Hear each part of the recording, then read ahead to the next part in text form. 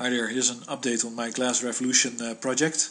It is about using sunlight, only sunlight, to construct, sunlight and the resources that are around where you want to construct.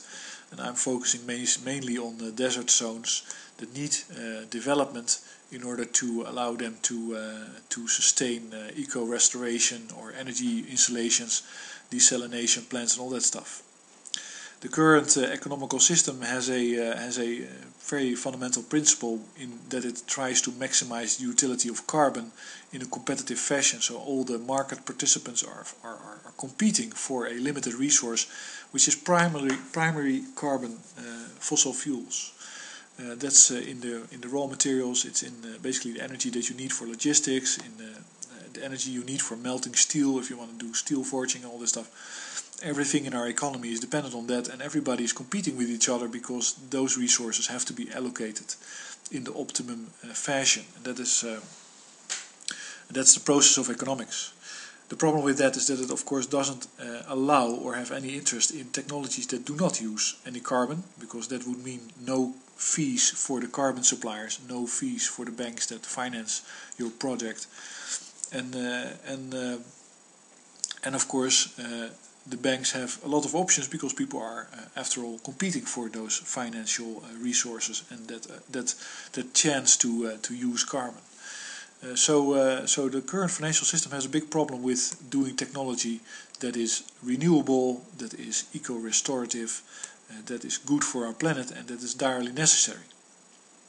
In order to escape from that lock, basically that gridlock that you get, you need to have a technology with which you can do almost exactly the same or exactly the same as you can do with carbon-based technologies, but without the carbon. And that's what I'm talking about here. Basically what I'm suggesting is that development starts for using melted stone, melted glass as a basis for a whole industry, a whole sector of activity that is completely carbon independent, that is completely free of the restrictions of economical theory and law at the moment, and that can basically restore ecological systems without being a burden on anybody else, because it simply is not competing in the carbon market at all. To start that, and that's really, in my mind, it's the biggest step you can take towards dealing with climate change, where the economical system fundamentally cannot deal with climate change. Cannot. It doesn't have an interest in it. It is fundamentally opposed to reducing carbon emissions. How do you do it? Well, you start small, of course. I'm getting Fresnel lenses like this. They are in Holland, so they'll be arriving today or tomorrow, and then I can show them. But this is what I'm thinking about. It's basically you put in the lens. It's a flat lens that can focus sunlight on a pedestal that rotates, and you can model actually in this application of Google SketchUp. You can model the movement of the sun, and you can see where the focus spot will end up. If you deal with that, let's say in a smart way, you get an installation that looks a little bit like this. It's basically a 3D printer for sand, using sunlight as the glue, and of course using a number of other detailed aspects of the technology that you have to design. I'm talking about this in an open source matter because I think that if you patent this, then it will be financialized and you will not be able to grab the opportunity, so it has to be thrown out there, open and unpatentable, because it's basically something different. It's something that doesn't apply, is not going to obey the rules of economics. This would be a setup in which you can print anything in glass on this surface area. You can use a number of these lenses in parallel because of course the sun hits each spot with the same intensity. So basically if you want to optimize the utilization of the sun, then you could actually have several of these rows next to each other at the same time. And you could pull up a structure of glass, willy-nilly, wherever you want. And this structure doesn't have to be very rigid.